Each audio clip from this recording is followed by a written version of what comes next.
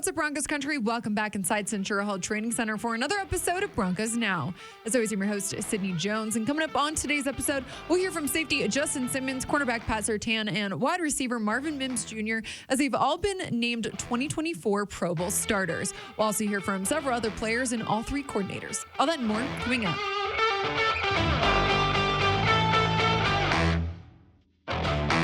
Looking at the top stories of the day, the NFL announced that safety Justin Simmons, cornerback Pat Surtain, and wide receiver Marvin Mims Jr. were named 2024 Pro Bowl starters. We heard from all three of them today as they talked about what this honor means to them. It means a lot. I made a post last night and obviously wanted to thank Broncos country for all the fan votes, and I said coaches and my peers around the league, because when you get to a point, in this league and you get recognized for, your play, like I said, from the opposing coaches, opposing players and things like that, it means a lot when your name gets put up there with some of the best in our league. And so I just feel honored. It means a lot. Pro Bowl is such a big thing, such a big deal, especially for individually. You always want to, receive those accolades for your play, but it's a huge honor to be recognized as such around the league by my peers and even the fans, just voting me in, just thinking I'm, that caliber of a player. So it means a lot in general. It's a great honor. Huge testament to my teammates in the special teams units. I mean, they gave me great looks all season. And, we kind of led the league in both return averages and ended up working out great. So just to be able to be recognized as a Pro Bowler for this conference and then just representing our special teams unit, it's a huge honor. Congratulations to the three of them. And looking ahead to the final game of the season as the Broncos head to Las Vegas, cornerback Pat Surtain went on to talk about what it would mean to have a winning season for the first time as a Bronco.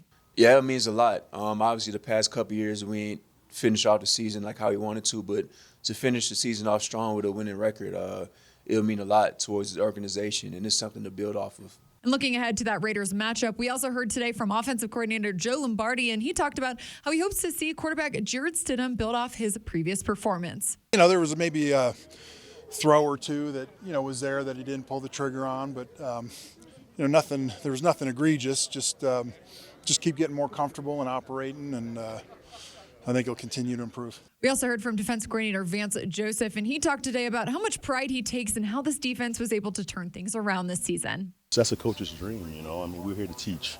And I knew it wasn't going to be easy, out the gate. It's our first year together. It's a different staff. It was a combination of two systems. So it took us a while to kind of, catch our balance. But I was proud of the guys for allowing us to coach them.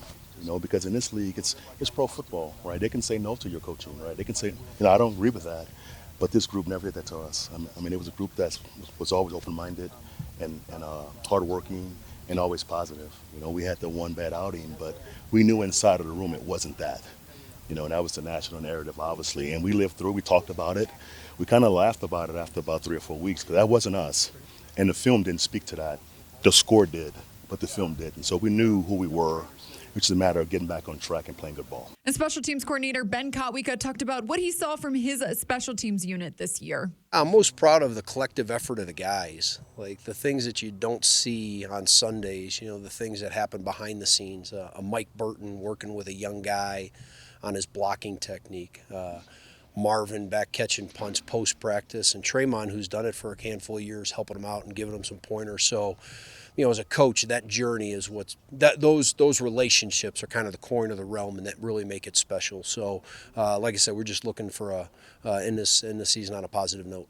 And overall, as coaches and players reflected on this season, tackle Mike McGlinchey talked about how much progress he's seen from the team this year. I think you've seen it, kind of progress with our wins and loss record. To be honest with you, you knew it wasn't going to be the smoothest sailing of coming in with a new coach and a new organization, and learning everybody was in a new environment, and certainly those things don't come easy, especially when you're trying to overcome a lot of hardship from years past. And I think this team found a little bit of their heart this year, and certainly found what it means to compete in it as hard as you can each week, and we battled, and I think the heart and the character of this team and what we've shown and what we've overcome to be even where we were at this last month or so, I think it says a lot about who we are and what we're going to become. And I'm very excited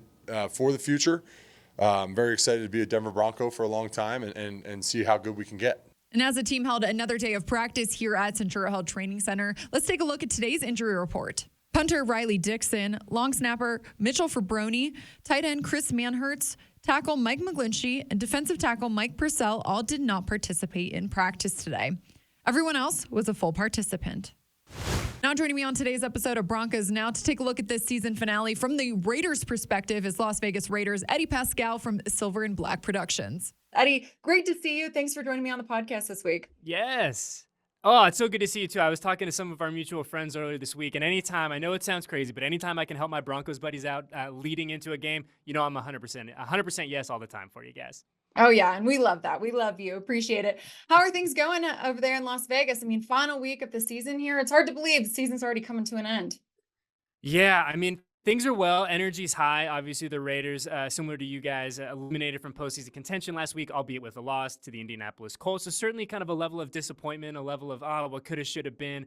But one thing that we figured out from an Antonio Pierce-led team is that these guys are going to finish strong. The energy will never be in question. And we've really seen that since AP took over, is that the locker room, the roster is ready to rock. They have risen to every single challenge. And now has the execution been there all the time for your 2023 Raiders? Now, certainly not. But one thing that we know is that these guys are going to give 110% and finish this thing up the right way at Allegiant Stadium this weekend. Yeah, Eddie, you kind of mentioned it there. What do you feel like's been the biggest change or the biggest difference for this Raiders team under interim head coach Antonio Pierce this year? Yeah, I mean, I think for lack of a better term, just the vibes, right? I mean, I think that you've seen it, you've heard it reported, here in the national media, wherever you kind of get your Raiders and NFL news, is that there's just been a noticeable increase in the vibes and the energy, and I think that the spirit that Antonio Pierce has brought to this building, I mean, we heard it from Jump Street with him, is like he grew up a Raiders fan. He has a very kind of deep understanding of what it means to be a Raider. We talk about it all the time. Like, there are certain things about this place that are unique and fun and different, and Antonio really embodies those things, embraces those things, and really that's trickled down to the roster. And we talked about the effort earlier, and that's the one thing that has really been a non-negotiable and non-debatable since AP and the crew took over, is that the energy has been there. The energy has been excellent. The commitment, the passion, going out there, playing with your hair on fire. That is what we've seen from the 2023 Raiders, and certainly they're going to come up a little bit short this season, which I know is disappointing to the Raider Nation. But one thing is undebatable, like I said, is that they've given their all 100% since AP took over.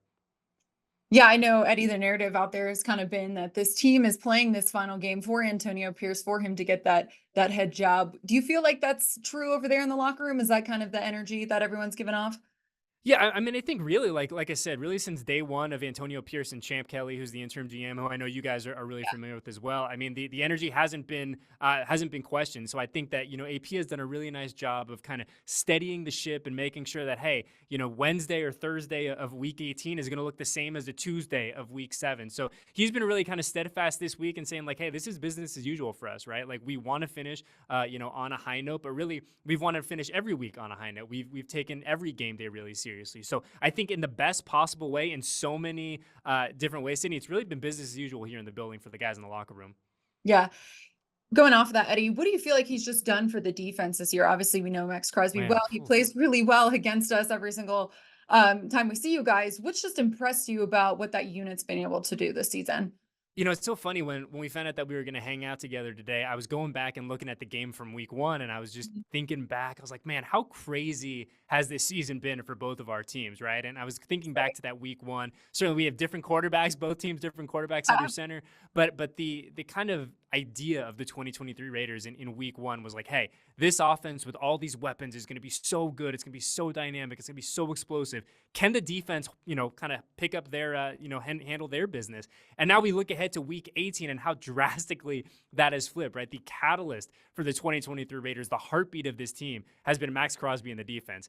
Anytime the Raiders have found success in 2023, it has been because of the defense and everything that Antonio Pierce and Patrick Graham have done on that side of the football. So, I mean, Antonio and Patrick deserve all the praise in the world for turning a group that a lot of us, myself included, thought going into the season, like, hey, if we can just kind of be okay, middle of the road, I think we're going to be all right, and has transformed that group into one of the more formidable groups in the NFL, specifically since AP took over.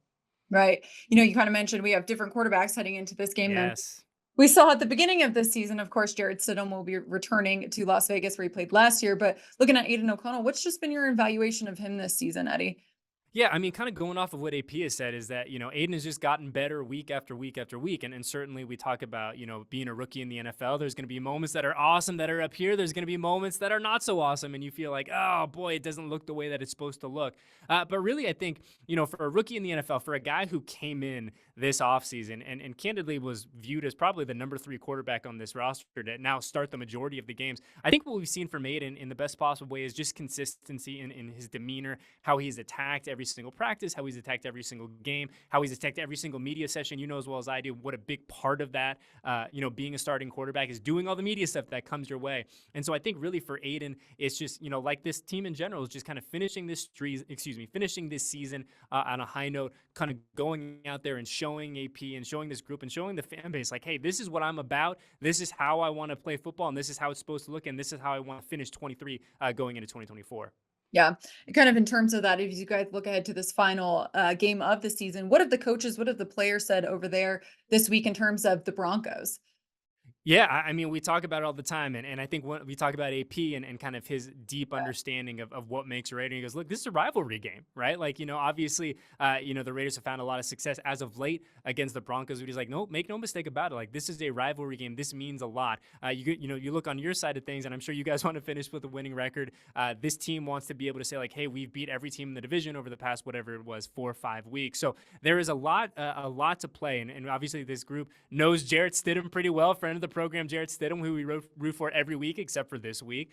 So there's a lot of familiarity on that side of the football. I think it's going to be a really exciting game. I think that Allegiant is going to be packed and ready to go for kind of one more send-off to the 2023 season as we would be a week into 2024 by that point.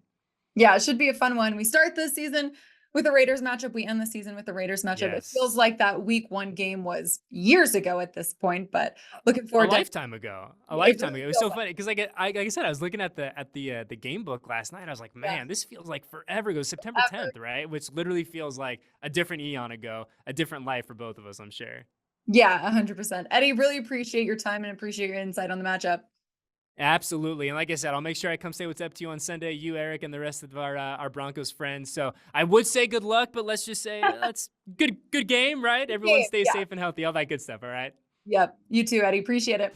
Plus, it was announced today that tackle Mike McGlinchey is this year's Darren Williams Good Guy Award winner, and cornerback Pat Surtain is the recipient of the 2023 Demaryius Thomas Team MVP Award. They both talked about what receiving these awards means to them.